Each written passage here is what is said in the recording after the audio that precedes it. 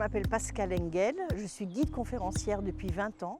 On se trouve ici dans un lieu assez insolite mais assez extraordinaire aussi, un lieu de calme, de sérénité, le cimetière de la Madeleine, qui est connu de tous les Amiénois. On dit souvent c'est le Père-Lachaise amiénois. Beaucoup de personnalités d'Amiens sont inhumées ici. Allée centrale, il y a un monument qui nous interpelle, c'est la tombe d'Honorine et de Jules Verne, qui a vécu toute sa vie de citoyen et qui a écrit ici à Amiens ce monument, qui est l'œuvre d'un sculpteur très célèbre, Albert Rose, s'intitule « Vers l'immortalité, vers l'éternelle jeunesse ». C'est une sculpture en marbre et en fait il semble comme ça vouloir atteindre l'immortalité qu'il a atteinte. Évidemment, c'est un des auteurs les plus lus, les plus connus, les plus traduits au monde. C'est bien sa tête qu'on voit représentée ici, mais ce n'est pas son torse. En fait, on sait que le sculpteur a fait appel à un jeune voisin, donc c'est le torse d'un jeune homme, vaillant, plein de vigueur, d'une trentaine d'années, mais c'est Jules Verne en fait qui est bien représenté, dont la tête est bien représentée ici.